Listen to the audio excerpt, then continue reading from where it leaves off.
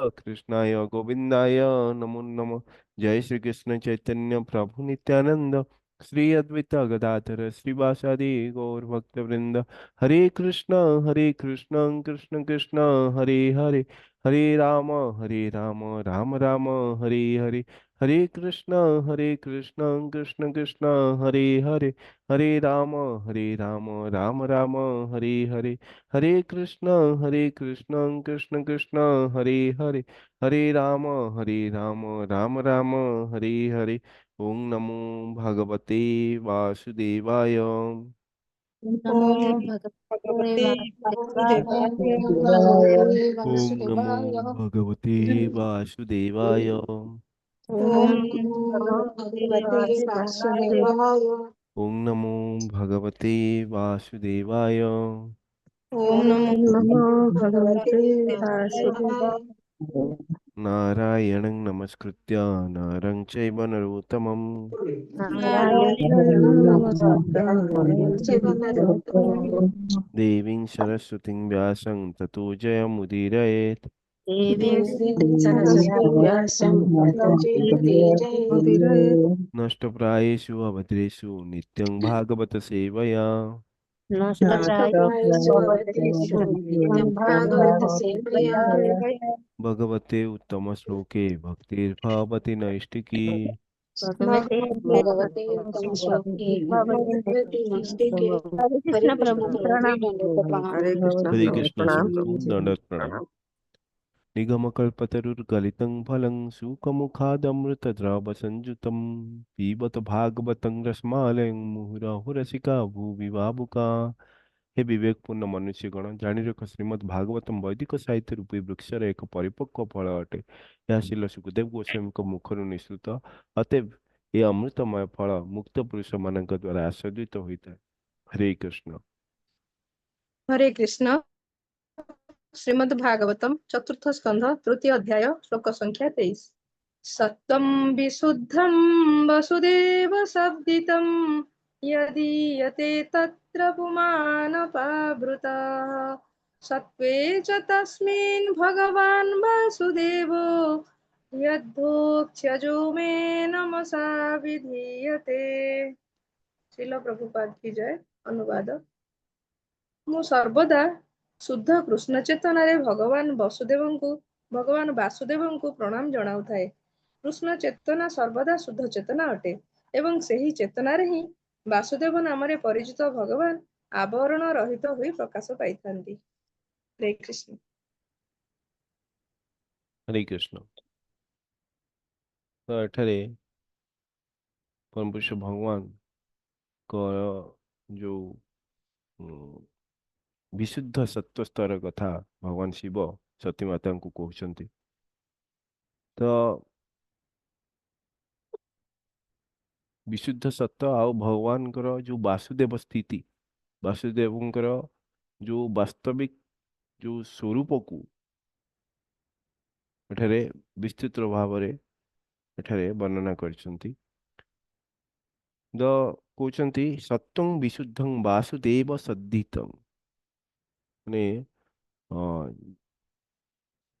ସତ୍ୱଂ ବିଶୁଦ୍ଧଂ ଯୋଉ ବିଶୁଦ୍ଧ ସତ୍ୱ ଅଟେ, ଯାହାକୁ ବାସୁଦେବ ବୋଲି କୁହାଯାଏ। କାରଣ ଏ ବିଶୁଦ୍ଧ ସତ୍ୱ ଗୁଣରେ ଯେ ଅବସ୍ଥାନ କରିଥାଏ, ଏହି ଅବସ୍ଥାରେ ହିଁ ସେ ପରମପୁରୁଷ ଭଗବାନକୁ ପ୍ରାପ୍ତ କରିଥାଏ। ଏଇଟା ହଉଛି କଣ? ବାସୁଦେବ ସ୍ଥିତି। ଆଉ ଏଇ ବାସୁଦେବ ସ୍ଥିତିର ଅର୍ଥ ଦେଖିବାକୁ ଗଲେ, ପରମପୁରୁଷ ଭଗବାନ ସ୍ୱୟଂ ଯେତେବେଳେ ଏଇ ଧରାଧାମରେ ଅବତୀର୍ଣ୍ଣ ହୁଅନ୍ତି, ସେତେବେଳେ ଏହି ବାସୁଦେବ ସ୍ଥିତି ବା ବିଶୁଦ୍ଧ ସତ୍ୱ ସ୍ତରରେ ଭଗବାନ ଆବିର୍ଭୂତ ହୋଇଥାନ୍ତି, ପରମ ଦିବ୍ୟ ହେଇଥାନ୍ତି। ତାଙ୍କର ଶରୀର ଜନ୍ମ କର୍ମ ଚମେ ଦିବ୍ୟ, ତାଙ୍କର ସବୁ କିଛି କଣ, ତାଙ୍କର ଭଗବାନଙ୍କ ଲୀଳା ସବୁ କିଛି କଣ ଦିବ୍ୟ ଅଟେ। ଏବଂ କହୁଛନ୍ତି यदि यते तत्र पुमान पावृतः, ସେ ଆବରଣହୀନ ଅଟନ୍ତି। ଅପାବୃତଃ ଯୋଉ କୁହାଯାଇଛି, ସେ ଆବରଣହୀନ ଅଟନ୍ତି। କିଏ? ପରମ ପୁରୁଷ ଭଗବାନ ପୁମାନ।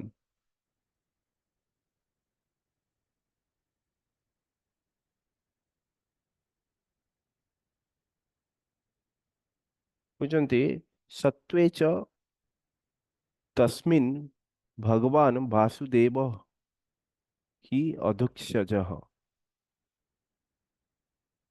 मेन मेन नमसा विधीयते। तो जो अधक्षज जो शब्द आसीची तो देखियो गले गोटे तो प्रथमे विशुद्ध सत्व स्तर कथा कुहाई। भौतिक जगत रे जो तीनोटी गुण रही है सत्व रज तम, ये तीन गुण रे ये भौतिक जगत रे बद्ध जीव माने बांधी होता किंतु एठार जो सत्व गुण विशुद्ध सत्व गुण कथा कुहाई ताहा एई तीन गुण रु ऊर्ध्वरे, तो से विशुद्ध सत्व बोली कुहाଯାଏ। जेतेबेले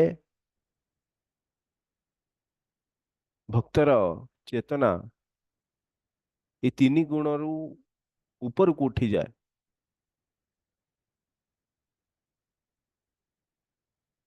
तो जो शुद्ध सत्व स्तर अवस्थान करे ସେଇଟା ହିଁ कौन वासुदेव स्थिति बोली कुहाଯାଏ। वासुदेव अवस्था को प्राप्त करिछि बोली कुहाଯିବ।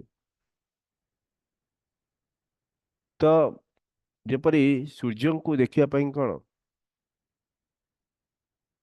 आकाश मेघाच्छन्न नहीं कि हमको निर्मल आकाश दरकार कि ताहले जाके हमें सूर्य को देखि पारियो। तो सेपरी भगवान को अनुभव करिया पई हमर हृदय से भली भाव में विशुद्ध निर्मल हेबा उचित। आ से निर्मल किपरि हेबो जो निर्मल कह जाउची ता होची कोन विशुद्ध सत्व गुण अटे। विशुद्ध सत्व स्तर रे हमें भगवान को देखिया को सक्षम हेबा। जदि आकाश मेघाच्छन्न अछि ताले हमें सूर्य को देखि परिबा नै। से भली आम भीतर जदि कोन ना अ, भौतिक मैला जमी रही भौतिक आवरण जमी रही ताहले हमें भगवान को देखि परिबा नै। जेहेतु भगवान यही शुद्ध सत्व बा विशुद्ध अवस्था रे जना जाती तेणु तांको वासुदेव बोली से कहुए वासुदेव। एवं सही अवस्था रे आमे जेतल पर्यंत सही अवस्था को प्राप्त न करिवा सेतल पर्यंत आमे परम पुरुष भगवान को देखिया सक्षम आमे सक्षम नुहंती। आ भगवान को जो कहे कि अध्यक्षज माने से परम दिव्य अटंत जहाँ को आमे हमर ये जो भौतिक जो इंद्रिय मानक द्वारा आमे जानी परिबा नै। आम आखि कान नाक ये सब द्वारा आमे भगवान को जानिया पई अक्षम अटंती कारण आमर इंद्रिय गण कौन भौतिक आवरण रे कौन हो जाइछि भौतिक आवरण रही आमर इंद्रिय मानकर शुद्धता नहीं मैला जमी जाइछि आमर इंद्रियर बाह्य चतुर्पार्श्व रे। तेणुक आमे आमे ई भौतिक इंद्रिय मानक द्वारा परम पुरुष भगवान को देखि परिबा नहीं जानी परिबा नहीं। तो भगवान किपर जानिबा केवल भक्ति आउ शुद्ध चेतना द्वारा ही आमे परम पुरुष भगवान को जानी परिबा। तो एठारे भगवान शिव सर्वदा कौन ना परमात्मा वासुदेव स्थिति सर्वदा कौन करथांती ना परमात्मा भगवान वासुदेव को से कौन करथांती ना ध्यान करथांती। आउ सती माता को यह ही बुझुचंती जे जेतेबेले आमे कौनसी व्यक्ति को मैं प्रणाम करती तार हृदय रे थिबा जो परम पुरुष भगवान को आमे प्रणाम करथांती परमात्मा रूपी परम पुरुष भगवान को वासुदेव को आमे प्रणाम करथांती। से कौनसी हमर जो प्रणाम एहीपरि ही हवा उचित। कौनसी अ, उच्च पदवी प्राप्त अहंकारी व्यक्ति को पई बा अहंकार जो रक्त मांस हाड़र तैयारी शरीर को हमें प्रणाम करिया अनुचित अटे। हमको तार हृदय रे थिबा हृदय विराजमान करथिबा से परम पुरुष भगवान को ही प्रणाम करिवा उचित। तो हमको से जो वासुदेव स्थिति कथा एठारे भगवान शिव कहउचंती हमको से हमको यह शिक्षा दउचंती कि हमको हमर चेतना को शुद्ध करने को हेबो। जेतबे हृदय रे ईर्ष्या अहंकार क्रोध एहीपरि भाव में भरी रही भौतिकता द्वारा सी आच्छादित होकर रहिथिबो आवरण तार उपरि भाग लगी से भगवान वासुदेव स्थिति को सी जानी ही पारिब नहीं। किंतु जेतबे एई हृदय रु हमर ईर्ष्या अहंकार क्रोध ये सब किसी भौतिक इंद्रिय तृप्ति करिवार वासना ये सब जिनस विष भोग ये सब जो कौन हो जाए ना दूर ही जाए से सी वासुदेव स्थिति रे भगवान स्वयं तार हृदय प्रकटित होता से जो वासुदेव स्थिति को प्राप्त करे शुद्ध सत्व स्तर को प्राप्त करे से भगवान स्वयं तार हृदय रे अवस्थान करता प्रकटित होता। भगवान तो सेठारे ही रही किंतु आमे हमर जो अपवित्र इंद्रिय मानक द्वारा आमे भगवान को जानिया पाई अक्षम होता। आ भगवान सेठारे ही वास करती जोठी पवित्र पवित्रता रही है सरलता रही है।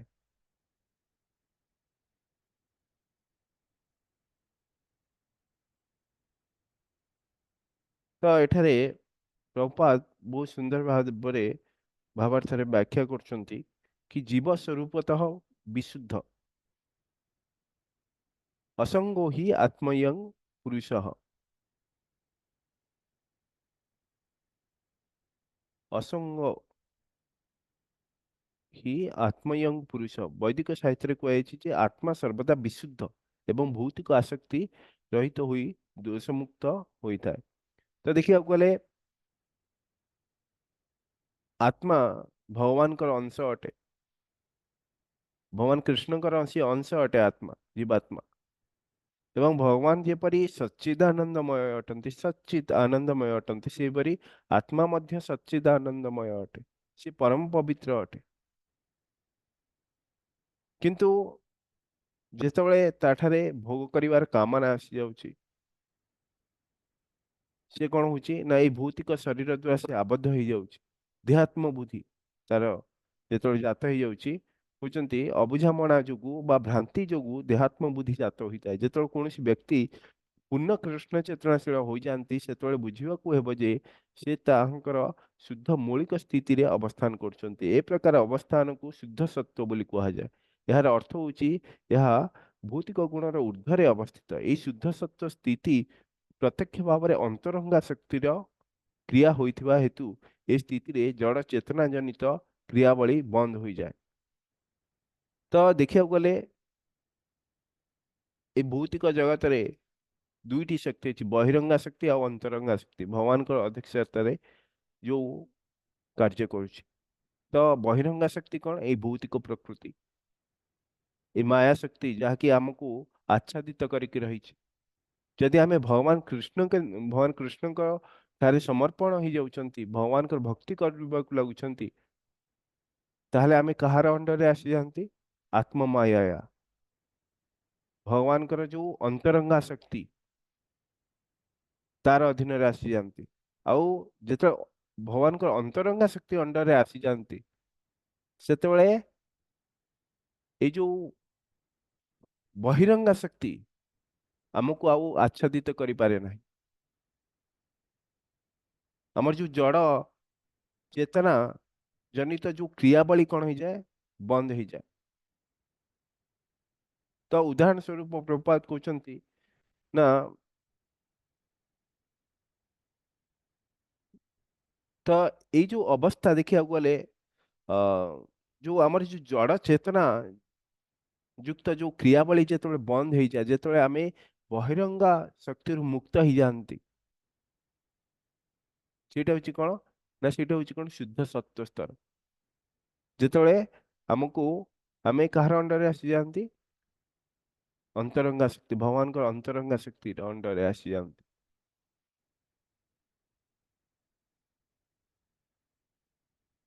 तो जिते पर्यंत आम निजक ये शरीर बोली भाविबा सेते पर्यंत आम कौन होइतबा नहीं जो बहिरंगा शक्ति हमको दुख प्रदान करथु भौतिक प्रकृति।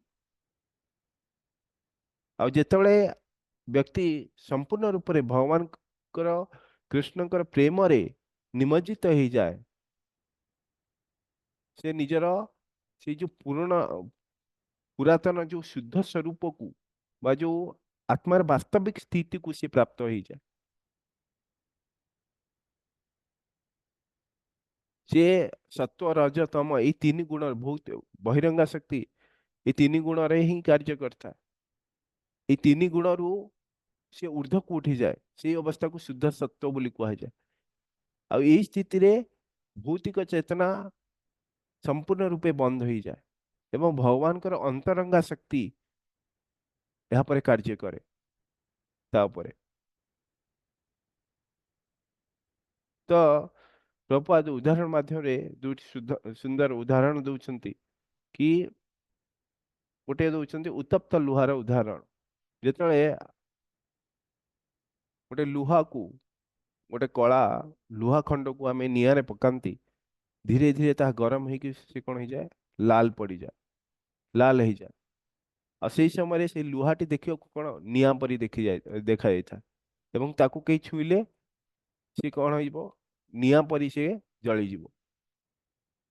तो वास्तव में ताहा कौन लुहा अटे किंतु जेतबले निआ द्वारा उत्तप्त हेई निआर संस्पर्श रे आसिकी से लुहार तार वास्तविक गुण को से हराई देता है और सी निआ परी काम करता है।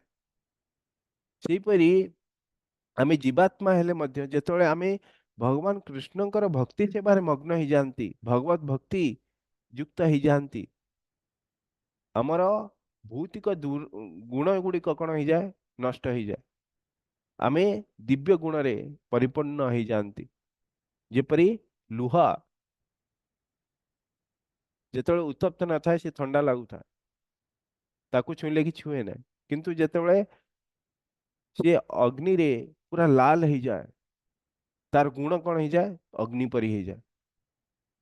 तो आमर से भली आमे भौतिक स्थिति रे बहुत आमे कौन आमर क्रोध रही आमर जो अहंकार रही ईर्षा रही ये सब कौन आमर भौतिक स्थिति जेत भगवान कृष्णकर सरेंडर कर भगवान कृष्ण को सरेंडर कर कृष्ण चेतना रे मग्न हो जाउछंती सेतबले कौन आमे पूरा उत्तप्त हो जाउछंती भौतिक गुण कौन होची हमारा दूर हो जाउची आमे दिव्य गुण रे आम ठारे दिव्य गुण परिस्फुट हो जाउची। आउ गोटे उदाहरण दउछंती कि तंबा तंबा कौन गोटे धातु अटे किंतु जेतबले से तंबा तार मध्य विद्युत शक्ति प्रवाहित हुए सेतबले कौन हुए से तारटी केवल तंबा ही रहे नहीं तार गुण को हराई से विद्युत परी काम करता। तो सेहीपरि जेतबले जड़े भक्तर हृदय रे भगवान कृष्ण के प्रति शुद्ध भक्ति जात हो जाए तार शरीर मन सबकुछ कौन हो जाए दिव्य हो जाए आ भौतिक होके रहे ना तार समस्त कार्यकलाप दिव्य हो जाए। तो सेहीपरि देखिया गले शुद्ध भक्त भौतिक शरीर रे थाई मध्य से कौन हुए ये भौतिक जगत जो बहिरंगा शक्ति भौतिक प्रकृति बा जो मायार से बशवर्ती ही न था से सर्वदा शुद्ध सत्व स्तर रे अवस्थान करता है परम पुरुष भगवान कर भक्ति सेवा रे नियोजित रही सर्वदा कृष्ण को पाई कार्य करता है सर्वदा तार मन को भगवान कृष्ण को ठारे लगई था तार समस्त कार्य भगवान कृष्ण केन्द्रिक हेगी रही था।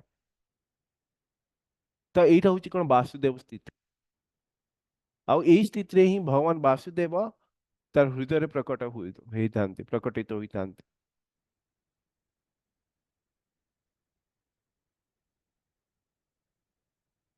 ଆଉ ଭଗବତ ଗୀତାରେ କଣ କୁହାଯାଇଛି? ପ୍ରଭୁପାଦ ଏଠାରେ ବର୍ଣ୍ଣନା କରିଛନ୍ତି, ମାଂଚ ଯୋ ଅଭ୍ୟଭିଚାରେଣ ଭକ୍ତି ଯୋଗେନ ସେବତେ ସଗୁଣାନ୍ ସମତୀତାନ୍ ବ୍ରହ୍ମ ଭୂୟାୟ କଳ୍ପତେ।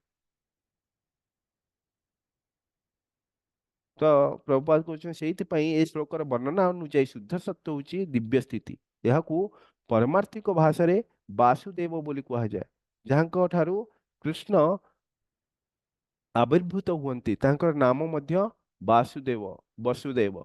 ଏ ଶ୍ଲୋକରେ କୁହାଯାଇଛି ଯେ ଶୁଦ୍ଧ ଅବସ୍ଥାକୁ ବସୁଦେବ କୁହାଯାଏ, କାରଣ ସେଇ ଅବସ୍ଥାରେ ହିଁ ଭଗବାନ ବାସୁଦେବ ଆବରଣ ରହିତ ହୋଇ ପ୍ରକାଶିତ ହୁଅନ୍ତି। ତେଣୁ ଶୁଦ୍ଧ ଭକ୍ତି ଯାଜନ କରିବାକୁ ହେଲେ ବ୍ୟକ୍ତିକୁ ଭୁକ୍ତି କାମନା ଆଉ ମୁକ୍ତି କାମନା ପରିତ୍ୟାଗ କରିବାକୁ ହେବ। ଅର୍ଥାତ୍ କୌଣସି ଲାଭ ପାଇବା ଆଶାରେ କିଛି ମନୋଧର୍ମ ଦ୍ୱାରା ପରିଚାଳିତ ହୋଇ ଭକ୍ତି ଯାଜନ କରିବାକୁ ହେବ ନାହିଁ।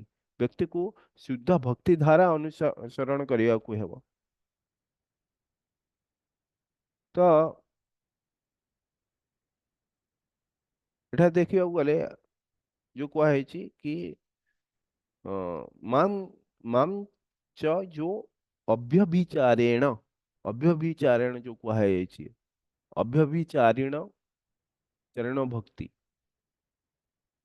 ତ ଏଇ ଯୋଉ ଭଗବତ ଗୀତାର ଯୋଉ 14 ଅଧ୍ୟାୟ 26ତମ ଶ୍ଲୋକରେ ଯୋଉ କୁହାଯାଇଛି କି ଅଭ୍ୟଭିଚାରିଣ ଭକ୍ତି ମାନେ ଯୋଉ ବ୍ୟକ୍ତି କୌଣସି ସ୍ୱାର୍ଥ ନ ରଖିଥାଏ, ତାର କୌଣସି ସ୍ୱାର୍ଥ ନଥାଏ, କେବଳ ଭଗବାନଙ୍କର ସନ୍ତୁଷ୍ଟି ନିମିତ୍ତ ସେ କଣ କରିଥାଏ? ଭଗବତ ଭକ୍ତି ଆଚରଣ କରିଥାଏ। ସେ କଣ ହୁଏ ନା ଏଇ ଯୋଉ ଭୌତିକ ପ୍ରକୃତିର ଯୋଉ ତିନି ଗୁଣରୁ ସତ୍ୟ ରଜ ତମରୁ ସେ କଣ ହେଇଥାଏ? ମୁକ୍ତ ହେଇଯାଏ ଏବଂ କଣ କୋଉ ସ୍ଥିତିକୁ ପ୍ରାପ୍ତ ହୁଏ? ବ୍ରହ୍ମ ଭୂୟାୟ କଳ୍ପତେ।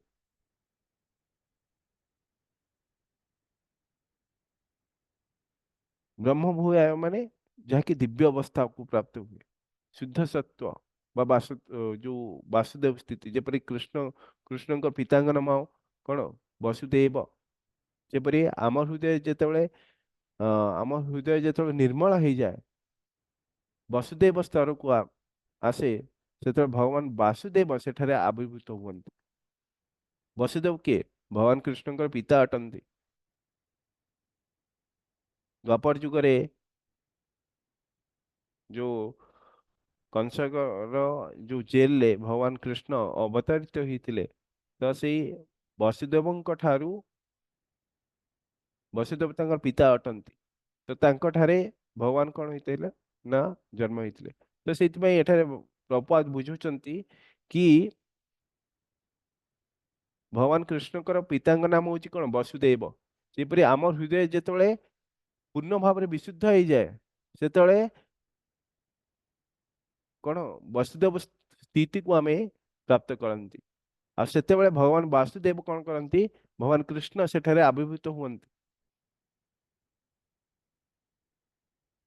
ତ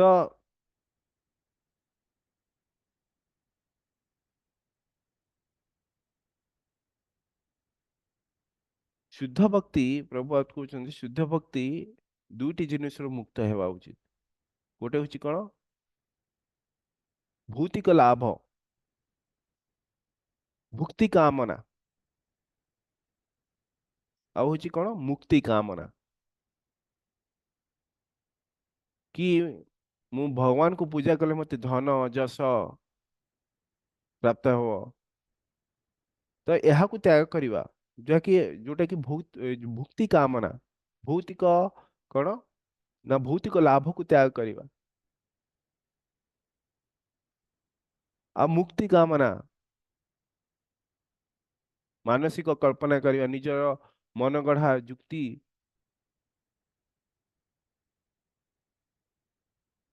ଯୁକ୍ତି କରିବା କି ଅ, ଶାସ୍ତ୍ରର ନିୟମକୁ ଉଲ୍ଲଂଘନ କରିବା। ତ ଏଇ ଦୁଇଟି ଜିନିଷକୁ ଭୁକ୍ତି କାମନା ବା ମୁକ୍ତି କାମନା ପରିତ୍ୟାଗ କରିବାକୁ ହେବ।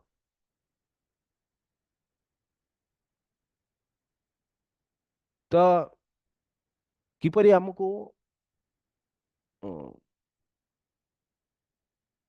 ଅ, ଏଇ ଦୁଇଟିରୁ ମୁକ୍ତ ହେବା ଉଚିତ, ବା ତାର ଉଦାହରଣ ହଉଛି କଣ ନା ଯେପରି ଜଣେ ମା ତାର ସନ୍ତାନକୁ कौन देखिता कौनसी लाभ प्राप्ति माने कौनसी प्राप्ति पाई कौनसी जिनिस प्राप्ति पाई बा कौनसी लाभर आशारे सी तार स्नेह तार कर्तव्य माँ तार संतान प्रति करे ना तो सेहीपरि जड़े भक्त सेहीपरि निष्काम भक्ति द्वारा से भगवान कर सेवा करिया उचित।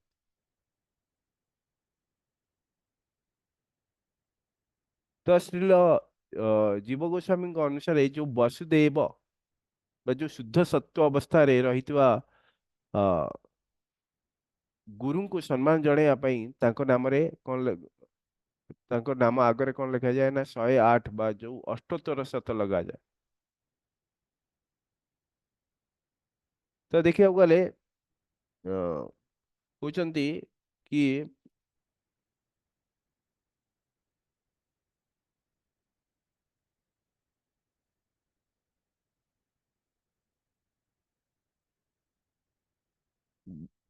ଆଉ ପ୍ରଭୁପାଦ କଣ କହୁଛନ୍ତି ବ୍ୟକ୍ତି ଶୁଦ୍ଧ ଭକ୍ତି ଯୋଗରେ କର୍ତ୍ତବ୍ୟ ହିସାବରେ କେବଳ ଭଗବାନଙ୍କର ସେବା କରନ୍ତି ଏ ସେବା ଆହୁତିକ ଭାବେ ଭୌତିକ କାମନା ରହିତ ହୋଇ କରାଯାଏ ଏହାକୁ ଶୁଦ୍ଧ ସତ୍ୱ ବା ବସୁଦେବ କୁହାଯାଏ କାରଣ ସେ ଅବସ୍ଥାରେ ପରମପୁରୁଷ ଭଗବାନ ଶ୍ରୀକୃଷ୍ଣ ଭକ୍ତ ହୃଦୟରେ ପ୍ରକାଶିତ ହୁଅନ୍ତି। ଶିଲ ଯୁବ ଗୋସ୍ୱାମୀ ତାଙ୍କର ରଚିତ ଭଗବତ ସନ୍ଦର୍ଭରେ ଏହି ବାସୁଦେବ ବା ଶୁଦ୍ଧ ସତ୍ୱ କଥା ସୁନ୍ଦର ଭାବରେ ବର୍ଣ୍ଣନା କରିଛନ୍ତି।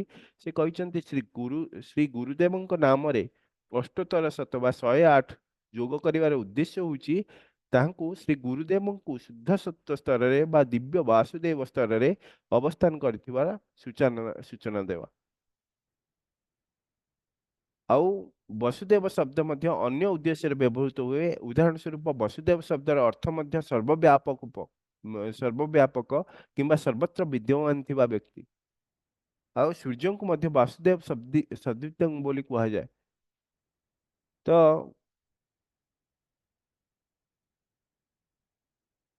जो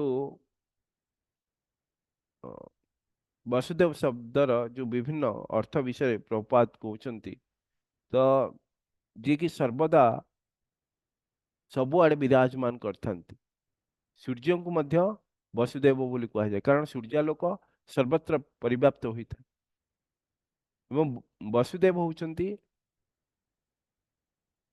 से स्थिति जोठारे भगवान वासुदेव निजको प्रकाश करते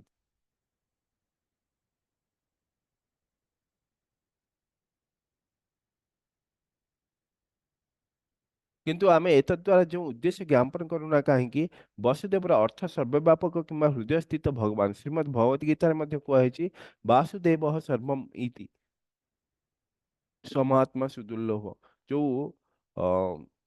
प्रकृत अनुभूति हूँ कौन भगवान वासुदेव को बुझा एवं प्रपन्न होगा वसुदेव हूँ से क्षेत्र जो भगवान वासुदेव प्रकाशित हुंती जो कौन व्यक्ति भौतिक दोषर मुक्त हो जाती एवं शुद्ध कृष्ण चेतना वासुदेव स्थिति अवस्थान करती से परमपुरुष वसुदेव समक्ष प्रकाशित हुंती अवस्था को मध्य कैवल्य बोली कहा जाए। तो कैवल्य जो साधारणतः कैवल्यर अर्थ मुक्ति बोली किछि लोक जानती किंतु भक्ति मार्ग रे कैवल्यर अर्थ हूँ कौन शुद्ध चेतना जेतले जड़े भक्त नवधा भक्ति मध्यरु श्रवण कीर्तन स्मरण ये जो नवधा भक्ति जो प्राथमिक 3 अंग श्रवण कीर्तन और स्मरण यही माध्यम रे भगवान कृष्ण विज्ञान को बुझा को चेष्टा करे से ज्ञान को सात्विक सात्विक कैवल्य बोली कहा जाए। तो यार अर्थ हूँ कौन शुद्ध चेतना ज्ञान सात्विक कैवल्यम जो व्यक्ति शुद्ध दिव्य ज्ञान स्तर में अवस्थान करती से अवस्था को कैवल्य अवस्थान बोली कहा जाए। से वासुदेवर अर्थ मध्य कैवल्य ये शब्द साधारणतः निराकारवादी मान द्वारा व्यवहृत होता है निर्विशेषवादी कैवल्य अनुभूति शेष स्तर नुहे किंतु कृष्ण चेतना कैवल्यर अर्थ परमपुरुष भगवान को बुझा जो व्यक्ति भगवान को बुझीपे से सफलता हासिल करे श्रवण कीर्तन स्मरण आदि भक्त्यांग ଯାଜନ କରି ବ୍ୟକ୍ତି ଯେତେବେଳେ ଶୁଦ୍ଧ ଅବସ୍ଥା ଲାଭ କରେ ସେତେବେଳେ କୃଷ୍ଣ ଚେତନା ବିଜ୍ଞାନ ମାର୍ଗରେ ଅଗ୍ରଗତି ହେତୁ ସେ ପରମପୁରୁଷ ଭଗବାନଙ୍କୁ ବୁଝିପାରେ। ଏସବୁ କ୍ରିୟା ଭଗବାନଙ୍କର ଅନ୍ତରଙ୍ଗା ଶକ୍ତିର କ୍ରିୟା ଅଟେ। ତ ଭଗବାନଙ୍କୁ ବୁଝିବା ଏବଂ ଭଗବାନଙ୍କର ଭକ୍ତି ସେବାରେ ମଗ୍ନ ରହିବା, ଭଗବାନଙ୍କର ହରିନାମ ଶ୍ରବଣ କୀର୍ତ୍ତନ କରିବା, ଭଗବାନଙ୍କର କଥାକୁ ଶ୍ରବଣ କରିବା, ଭଗବାନଙ୍କ ଲୀଳାକୁ ଶ୍ରବଣ କରିବା, ଭଗବାନଙ୍କର ଭକ୍ତମାନଙ୍କର ଲୀଳାକୁ ଶ୍ରବଣ କରିବା, କୀର୍ତ୍ତନ କରିବା ଏବଂ ଭଗବାନଙ୍କୁ ସ୍ମରଣ କରିବା, ଏହା ଦେଖିବାକୁ ଗଲେ ଏସବୁ ଯେତେବେଳେ ଆସୁଛି କଣ ଅନ୍ତରଙ୍ଗା ଶକ୍ତିର ଅଣ୍ଡରେ ଆସିଯାଉଛି। ଯେତେବେଳେ ଆମେ ଭୌତିକ କାର୍ଯ୍ୟରେ ଲିପ୍ତ ରହୁଛନ୍ତି ସେତେବେଳେ ଭଗବାନଙ୍କର ବହିରଙ୍ଗା ଶକ୍ତିର ଅଣ୍ଡରରେ ରହୁଛନ୍ତି, ଯାହାଦ୍ୱାରା କି ଆମେ ଦୁଃଖ କଷ୍ଟ ପ୍ରାପ୍ତ କରୁଛନ୍ତି ଏବଂ ବିଭିନ୍ନ ପ୍ରକାର ଯୋନିରେ ଭ୍ରମଣ କରୁଛନ୍ତି। କିନ୍ତୁ ଯେତେବେଳେ ଆମେ ଭଗବାନଙ୍କର ଭକ୍ତି ସେବାରେ ଚାଲି ଯାଉଛନ୍ତି ସେତେବେଳେ ଆମେ ଭଗବାନଙ୍କର ଯୋଉ ଆତ୍ମମାୟା ନିଜର ଅନ୍ତରଙ୍ଗା ଶକ୍ତିରେ ଆମେ ପ୍ରବେଶ କରି ଯାଉଛନ୍ତି। ଆଉ ପ୍ରଭୁପାଦ କହୁଛନ୍ତି ଏ ଶ୍ଲୋକରେ ଅପାବୃତ ଅର୍ଥାତ୍ ଆବରଣ ରହିତ ଶବ୍ଦ ପ୍ରୟୋଗ କରାଯାଇ ଅନ୍ତରଙ୍ଗା ଶକ୍ତିଙ୍କର କ୍ରିୟା କଥା କୁହାଯାଇଛି। ଭଗବାନଙ୍କର ନାମ ରୂପ ଗୁଣ ପାର୍ଷଦ ଆଦି ଓ ସ୍ୱୟଂ ଭଗବାନ ଦିବ୍ୟ ବା ଅପ୍ରାକୃତ ହୋଇଥିବା ହେତୁ ଭୂତ ପ୍ରକୃତିର ବ୍ରହ୍ମରୁ ଭୂତ ପ୍ରକୃତିର ବହୁ ଊର୍ଦ୍ଧ୍ୱରେ ଥାନ୍ତି। ସେଇଥିପାଇଁ ଏସବୁ ମଧ୍ୟରୁ କୌଣସିଟିକୁ ଜଡେନ୍ଦ୍ରିୟ ସାହାଯ୍ୟରେ ବୁଝିବା ସମ୍ଭବପର ନୁହେଁ। ତ ଭଗବାନଙ୍କର ଯୋଉ ନାମ ରୂପ ଗୁଣ, ତାଙ୍କର ପାର୍ଷଦ, ତାଙ୍କର ଲୀଳା, ତାଙ୍କର ସ୍ୱୟଂ ଭଗବାନ ଦିବ୍ୟ ଆଉ ଅପ୍ରାକୃତ ଅଟନ୍ତି। ଆଉ ସେ ଏ ଭୌତିକ ପ୍ରକୃତିରୁ ବହୁତ ଊର୍ଦ୍ଧ୍ୱରେ ଆଧ୍ୟାତ୍ମିକ ଯାହା ଅଟେ ବା ଦିବ୍ୟ ଅଟେ। ତ ତାହାକୁ ବୁଝିବା ପାଇଁ ଆମକୁ ଆମର ଯୋଉ ଆବରଣ ରହିଛି, ଆମର ଯୋଉ ଇନ୍ଦ୍ରିୟ ମାନେ, ଯୋଉ ଭୌତିକ ଇନ୍ଦ୍ରିୟ ମାନ ଅବିଶୁଦ୍ଧ ଅଶୁଦ୍ଧ ଇନ୍ଦ୍ରିୟ ମାନ ଭଗବାନଙ୍କର ସେଇ ଲୀଳାକୁ, ତାଙ୍କ ନାମ ରୂପ ଯଶ ଗୁଣକୁ କୀର୍ତ୍ତିକୁ ଆମେ ଜାଣିବାକୁ ସକ୍ଷମ ହେଇପାରିବା ନାହିଁ ଆମର ଭୌତିକ ଇନ୍ଦ୍ରିୟ ମାନଙ୍କ ଦ୍ୱାରା। ଶୁଦ୍ଧ ଭକ୍ତି ଯାଜନ କରି ଯେତେବେଳେ ଇନ୍ଦ୍ରିୟ ଗୁଡିକ ବିଶୁଦ୍ଧ ହୋଇଯାଆନ୍ତି, ହୃଷିକେଶ ସେବନ ଭକ୍ତି ଉଚ୍ୟତେ, ମାନେ ସେତେବେଳେ ଶୁଦ୍ଧ ଇନ୍ଦ୍ରିୟ ଗଣ ଯେତେବେଳେ ଶୁଦ୍ଧ ଇନ୍ଦ୍ରିୟ ଗଣଙ୍କ ସାହାଯ୍ୟରେ ଭଗବାନ କୃଷ୍ଣ ଆବରଣ ରହିତ ହୋଇ ଦେଖାଯାଆନ୍ତି। ବର୍ତ୍ତମାନ କେହି ଏପରି ପ୍ରଶ୍ନ କରିପାରନ୍ତି, ପ୍ରକୃତ ପକ୍ଷେ ଭକ୍ତଙ୍କର ସେଇ ଜଡ଼ ଶରୀର ଥିବା ହେତୁ ଜଡ଼ ଚକ୍ଷୁ ଭକ୍ତି ବଳରେ କିପରି ଶୁଦ୍ଧ ହୁଏ? ଏ ସମ୍ବନ୍ଧରେ ଶ୍ରୀ ଚୈତନ୍ୟ ମହାପ୍ରଭୁ ଉଦାହରଣ ଦେଇ କହୁଛନ୍ତି କି ଭକ୍ତି ଚିତ ଦର୍ପଣ ମାର୍ଜିତ କରେ। ଏକ ନିର୍ମଳ ଦର୍ପଣରେ ବ୍ୟକ୍ତି ତାହାର ମୁଖମଣ୍ଡଳକୁ ସ୍ପଷ୍ଟ ଭାବରେ ଦେଖିପାରିବ। ଠିକ୍ ତଦ୍ରୂପ ଭାବରେ କେବଳ ଚିତ୍ତ ଦର୍ପଣ ମାର୍ଜନ କରିବା ଦ୍ୱାରା ବ୍ୟକ୍ତି ଭଗବାନଙ୍କ ସମ୍ବନ୍ଧରେ ଏକ ସ୍ପଷ୍ଟ ଧାରଣା କରିପାରିବ।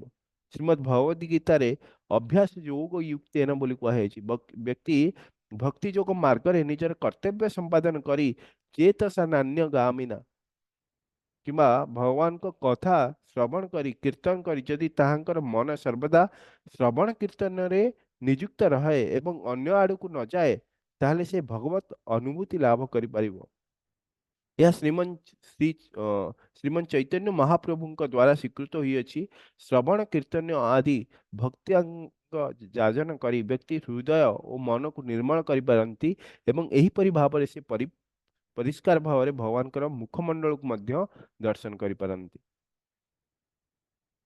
ତ ଯେତେବେଳେ ଆମେ ପୂର୍ଣ୍ଣ ରୂପରେ ବିଶୁଦ୍ଧ ହେବା ସେତେବେଳେ ହିଁ ଆମେ ବସୁଦେବ ସ୍ତରକୁ ପ୍ରାପ୍ତ କରିପାରିବା। ଆଉ ସେତେବେଳେ ଭଗବାନ କୃଷ୍ଣ ସ୍ୱୟଂ ପ୍ରକଟିତ ହୁଅନ୍ତି। ଆଉ ଭଗବାନଙ୍କ ନାମ ଗୁଣ ରୂପ ଯଶ ଏସବୁ ଭୌତିକ ନୁହେଁ।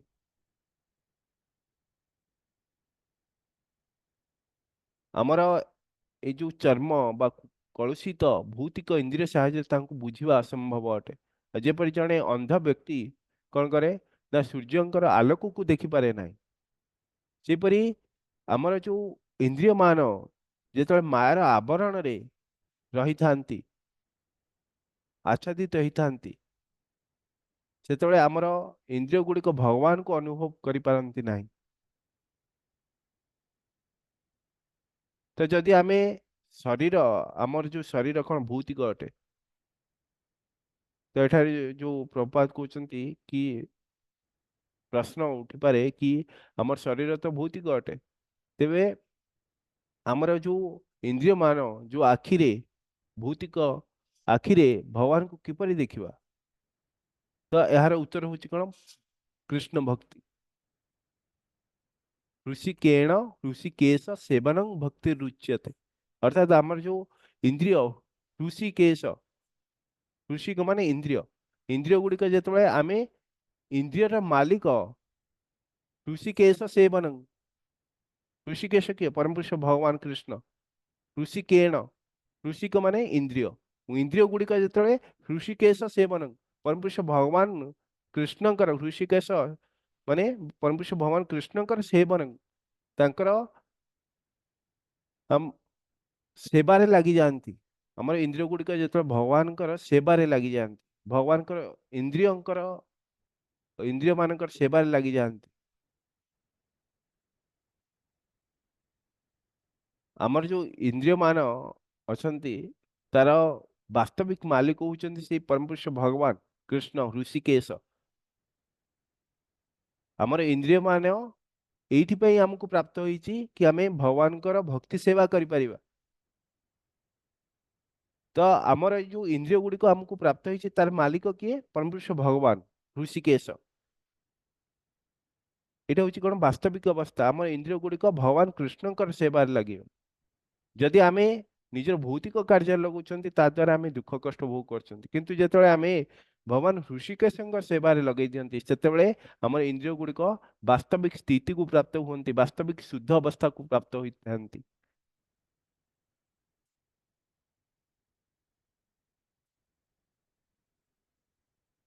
ତ ଆମର ଏଇ ଯୋଉ ଭୌତିକ ଇନ୍ଦ୍ରିୟ ମାନ ଆଉ ଭୌତିକ ହେଇକି ରହେ ନାହିଁ, ତାହା କଣ ହେଇଯାଏ, ଦିବ୍ୟ ହେଇଯାଏ। ଭଗବାନଙ୍କର ଭକ୍ତିକୁ ପ୍ରାପ୍ତ କରି ଭଗବାନଙ୍କର ଭକ୍ତି ସେବାରେ ରତ ହେଇ କଣ ହୁଏ ନା ଆମର ଇନ୍ଦ୍ରିୟ ମାନ ଶୁଦ୍ଧ ହେଇଯାଆନ୍ତି। ଆଉ ଚୈତନ୍ୟ ମହାପ୍ରଭୁ କଣ କହୁଛନ୍ତି, ଚେତ ଦର୍ପଣ ମାର୍ଜନମ, ଗୋଟେ ଦର୍ପଣ ବା ଯୋଉ ଆଇନା ଉପରେ ଯଦି ବହୁତ ଧୂଳି ଜମି ରହିଛି ତେବେ ସେଥିରେ ଆପଣ ଆପଣଙ୍କ ମୁଖକୁ ଦେଖିପାରିବେ ନାହିଁ।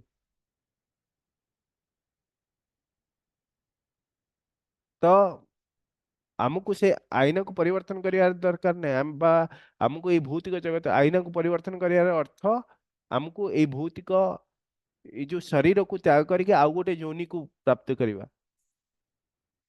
ମାନେ ସେଇଥିପାଇଁ ତ ଆମେ କଣ କରୁଛନ୍ତି, ଆମକୁ ସୁଖ ହିଁ ପ୍ରାପ୍ତ ହଉନାହିଁ। ଆମେ ବିଭିନ୍ନ ପ୍ରକାର ଆଇନା ଚେଞ୍ଜ କରି ଚାଲିଛନ୍ତି, ବିଭିନ୍ନ ପ୍ରକାର ଶରୀର ଚେଞ୍ଜ କରି ଚାଲିଛନ୍ତି, କିନ୍ତୁ ଆମେ ଆମର ବାସ୍ତବିକ ସ୍ୱରୂପକୁ ଦେଖି ପାରୁନାହାନ୍ତି। ତ ଏଇ ଯୋଉ ଦୁର୍ଲଭ ମନୁଷ୍ୟ ଜନ୍ମ ମିଳିଛି, ଏଇ ମନୁଷ୍ୟ ଜନ୍ମରେ ଆମେ କେବଳ କଣ କରିବାକୁ ପଡିବ, ଆମର ଯୋଉ ହୃଦୟକୁ ସଫା କରିବାକୁ ପଡିବ, ଆମର ଆଇନାକୁ ପରିବର୍ତ୍ତନ ନ କରି ଆମକୁ ତାକୁ ତା ମଧ୍ୟରେ ଥିବା ଯୋଉ ଧୂଳି ରହିଛି ତାକୁ ସଫା କରିଦେବାକୁ ପଡିବ। ତାପରେ ଯାଇକି ଆମର ଯୋଉ ବାସ୍ତବିକ ସ୍ୱରୂପ ସ୍ପଷ୍ଟ ଭାବରେ ଦେଖାଯିବ। ଆମର ମନ ହଉଛି କଣ, ଦର୍ପଣ। ଏଇ ମନ ଉପରେ ଭୌତିକ କାମନା ବାସନା ଅହଙ୍କାର ଏସବୁ ଧୂଳି ଜମି ରହିଛି। ଯେତେବେଳେ ଭକ୍ତି ରୂପକ କପଡାରେ ଆମେ କଣ କରୁଛନ୍ତି, ଏଇ ଧୂଳିକୁ ସଫା କରିଦଉଛନ୍ତି, ସେତେବେଳେ ସେଇ ମନ ରୂପୀ ଦର୍ପଣରେ କଣ ହେଇଯାଏ ନା ଶୁଦ୍ଧ ହେଇଯାଏ ଏବଂ ଭଗବାନଙ୍କ ସ୍ୱରୂପ ସ୍ପଷ୍ଟ ଭାବରେ ଦେଖା ଯାଇଥାଏ।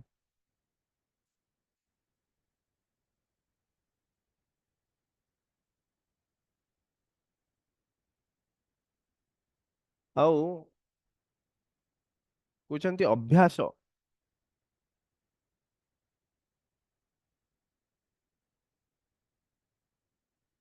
ଅଭ୍ୟାସ ଯୋଗ ୟୁକ୍ତେନ ବୋଲି କୁହାଯାଇଛି।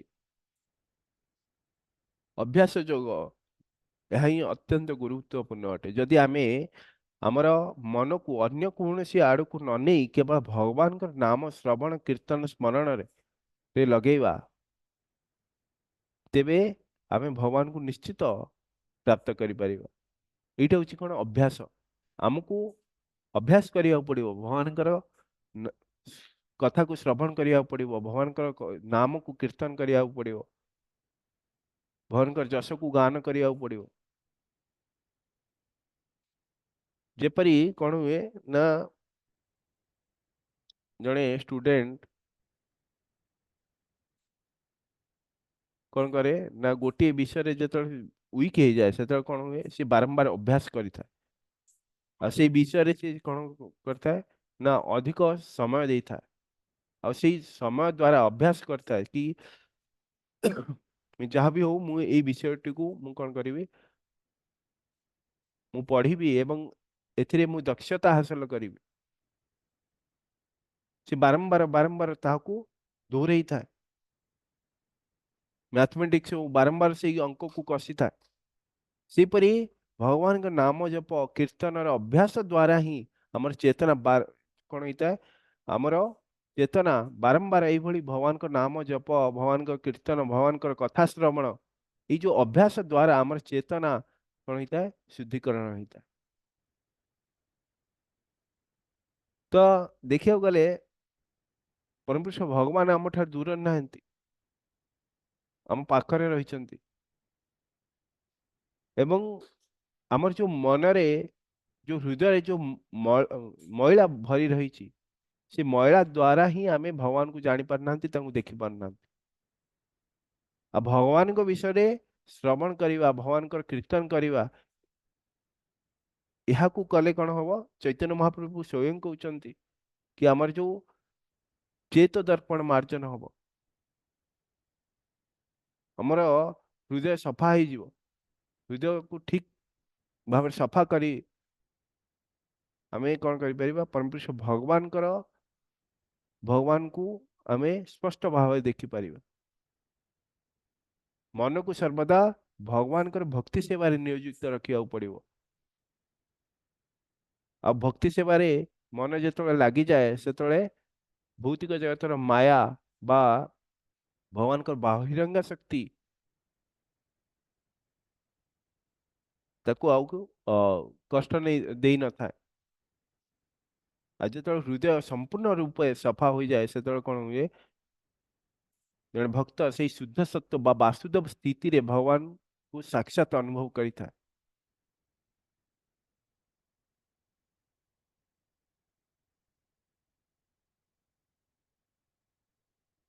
तो आमे किपरि भाबरे ये भौतिक जगत रे आमे कर्तव्य कर्म करुवा समय मध्य किपरि आमे परम पुरुष भगवान को भक्ति करि परिबा हमर मन को किपरि भगवान को ठारे एकाग्र करिबा ता देखिया गले भगवत गीतार कर्म योग आ भक्ति योग रे कहा जायछि। भगवान कृष्ण अर्जुन को कौन कहते ना तस्मात् सर्वेषु कालेषु माम अनुस्मर युध्य च मयार्पित मनोर्बुद्धि मामे वैश्य संशय माने तेणु कौन कहते भगवान कृष्ण कि तुम्हें सर्वदा मते अनुस्मर माने माम अनुस्मर मते स्मरण कर एवं तुमर जो कर्तव्य कर्म जो युद्ध मध्य तुम्हें कर से युद्ध कोथि ना धर्म स्थापना करने भगवान कर इच्छा अटे आ जदि तुम निजर मन आ बुद्धि को मो ठारे अर्पण कर मनर बुद्धि जो मो ठारे अर्पण कर से तेबे निश्चित भाव में कौन हम मोते ही प्राप्त हेब एथिरे कौन संशय नहीं।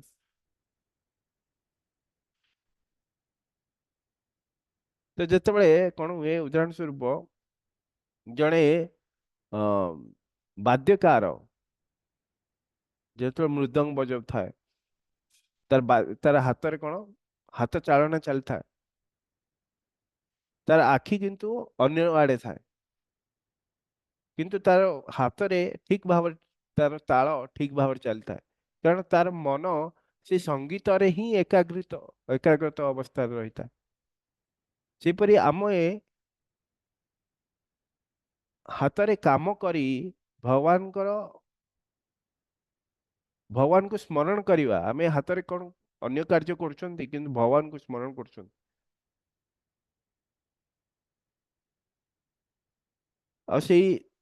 भगवान को स्मरण करवा धराଯାଉ आम कि भौतिक कार्य आमर जो दैनंदिन कार्य आम लगी रही किंतु आम भगवान को स्मरण करवा तो ताहा मध्य कौन हम ना ताहा मध्य आमर चेतना को शुद्ध कर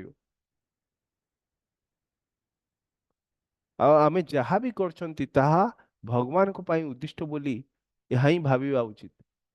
यत करोसि यद स्नासि यजुष होसि ददासि यत पश्यसि कौन्तेय तत्कुरुष्व मदर्पण माने कहते भगवान कृष्ण कहते तुम्हें जहाँ करछ जहाँ तुम्हें खाऊच जहाँ भी दान करछ जहाँ भी तुम्हें तपस्या करछ से सब कौन कर मोते अर्पण कर। खाद्य रोषेई कला बेले रंधन कला बेले आम कौन भाविया उचित कि मु यहाँ भगवान को पाई भोग प्रस्तुत करुछि। ऑफिस को गले ऑफिस काम कला बेले यह भावन्तु कि भगवान मते एई दायित्व देइछन्ति तेणु मु यहाँ सठिक भाव रे करिवि। केही मेडिकल रे सेवा करछन्ति केही परिवार रे सेवा करछन्ति तो एपरि भावन्तु कि एमाने समस्ते भगवान कर संतान मु सेमानक माध्यम रे थिबा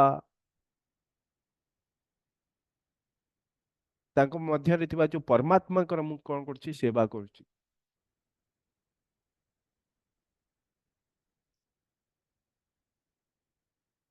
तो आउ कौन कहते प्रभुपाद कहते श्री शिवजी कहले जेहेतु तांकर चित्त बा हृदय सर्वदा भगवान वासुदेव धारणा रे पूर्ण तेणु से सर्वदा ताहांकु प्रणाम जनाउछंती कारण से भगवान तांकर शिवजींकर मन आउ हृदय रे सर्वदा विद्यमान अछंती।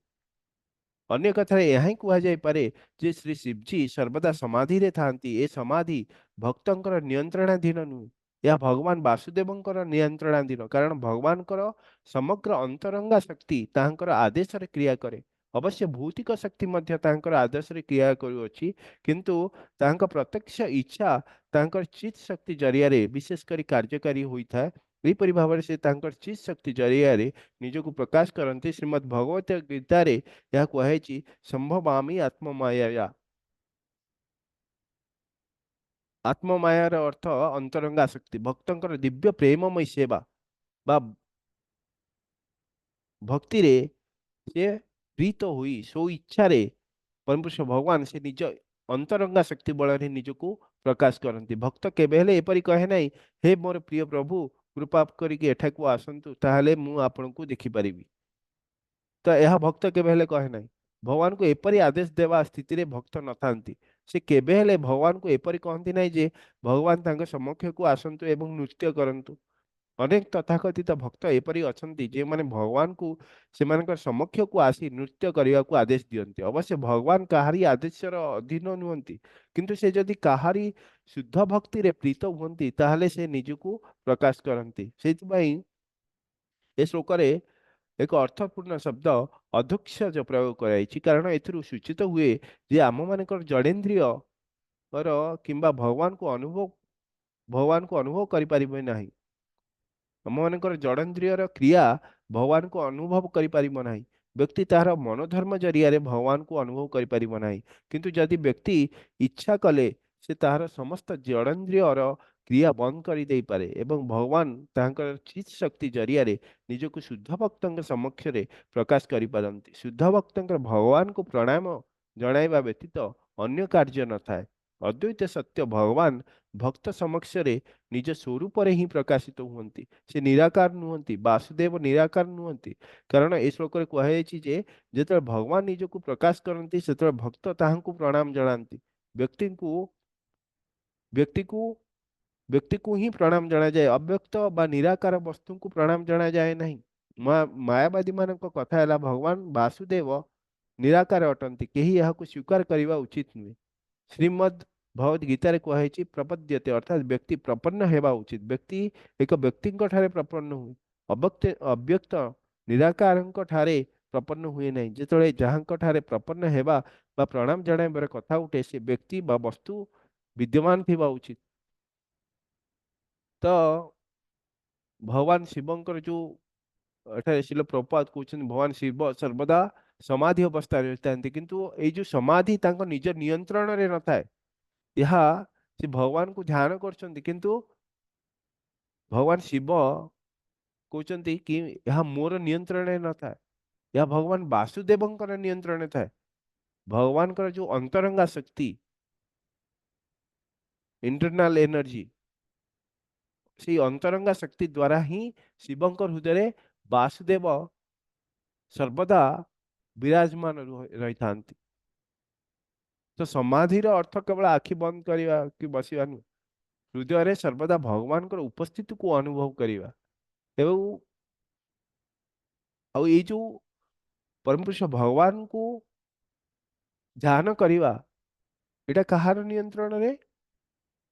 एटा आमर नियंत्रण नुहे। भगवान शिव कहते यह मोर नियंत्रण न था। कहा नियंत्रण था? भगवान वासुदेव को नियंत्रण रही था।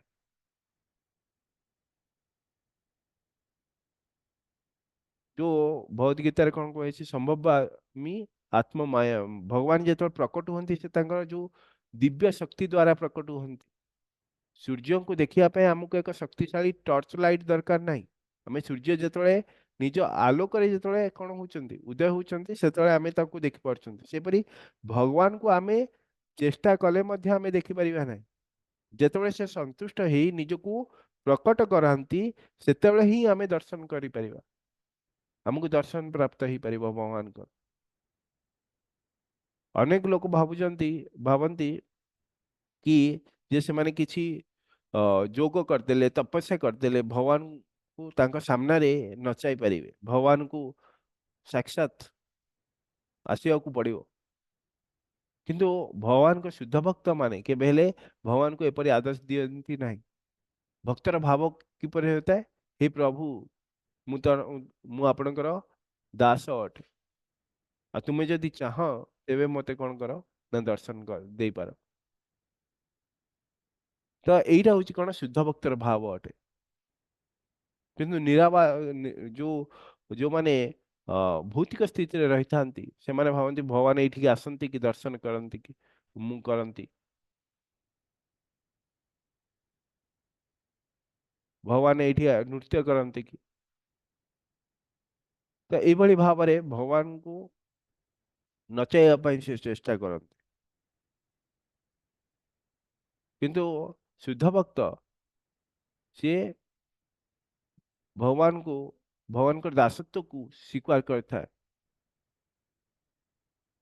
आउ जड़े दास भाव में आम यपरी भगवान को निर्देश दे परिबा ना। तो आमर वास्तविक स्थिति हूँ कौन? जीवर स्वरूप है कृष्णर नित्य दास, यहीटा हूँ कौन वास्तविक स्थिति। आ भगवान को अध्यक्ष बोली कहा जाए, कारण से आमर जो मानसिक कल्पना, जो बाह्य भौतिक इंद्रियर अनुभव द्वारा से प्राप्त होती ना, ये सब ऊर्धरे। आठारे प्रपात कहते भगवान निराकार नुहति। मायावादी बा निराकारवादी मानकर जो भ्रम धारणा को एठारे खंडन कराई। तो श्लोक कहुई कि भगवान प्रकट होगा मात्रे भक्त ताको प्रणाम करते। माने आपण गोटे शून्य शून्य को बा निराकार शक्ति को, आकारहीन शक्ति को आम कहीं प्रणाम करि परिबा नहीं। प्रणाम सर्वदा जड़े व्यक्ति बा वस्तु को, सामने थिबा वस्तु को आम प्रणाम करि परिबा। तेणु वासुदेव, जो वासुदेव होचंती किए जड़े से होचंती परम पुरुष भगवान, जे कि दिव्य पुरुष अटंती, जहाँकर सुंदर स्वरूप अच्छी, सुंदर आकार अच्छी। तो तांकु ही व्यक्ति प्रणाम करिवो। तो भगवान एपरि नुहंती कि शून्यवादी नुहंती कि आकारहीन नुहंती, निराकार नुहंती। भगवत गीता रे जो शरणागति कहुई, मामेकं शरणं व्रज अहं त्वं सर्व पापेभ्यो मोक्षयिष्यामि मा शुचः। कि भगवान का शरण रे आसवा भगवान स्वयं निजे कहते। जो जन भक्त निजर भौतिक अहंकार को त्याग करके भगवान को पाखे सरेंडर करे, शरण रे आसे, से भगवान ताकू समस्त पापर मुक्त कर दियंती एवं निजर स्वरूप, निज स्वरूप जो वास्तविक स्वरूप रे तार सामने प्रकटित होता। यहाँ हूँ कौन शरणागतिर एटा हूँ कौन सबुठार उच्च स्तर।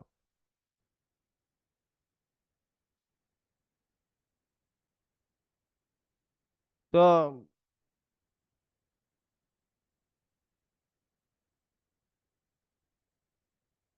जन प्रेमिका प्रेमिका जेपरि तार प्रेमिकर आगमन पाई कौन करता है प्रतीक्षा करे किंतु ताकू बाध्य करि पारे नाही सेपरि जड़े शुद्ध भक्त भगवान को प्रेम रे सर्वदा भगवान को भक्ति सेवार लगी रही है। भगवान जिते से सेवार संतुष्ट हुंती सेतेबेले से भक्तर हृदय थिबा जो अज्ञान अंधकार को दूर करके निजर दिव्य रूप को ताठारे प्रकाश करिथांती। तो देखिए गले आज बहुत समय हो गलानी तो आम ये रखिए माता जी। हरे कृष्ण। यदि कहार आज्ञा किसी प्रभु जी। क्वेश्चन रहता है, এটা बहुत महत्वपूर्ण श्लोक तो यदि कहार किसी क्वेश्चन रहता है हमें काली देखियो। वंशाकल्पतरुभ्यश्च कृपा सिन्धुभ्य एव च पतितानां पावनेभ्यो वैष्णवेभ्यो नमो नमः। अनंत कोटि वैष्णव वृंद की जय। शिल प्रभुपाद की जय। ग्रंथराज श्रीमद् भागवतम की जय। जय नामाचार्य श्री श्री हरिदास ठाकुर की जय। जय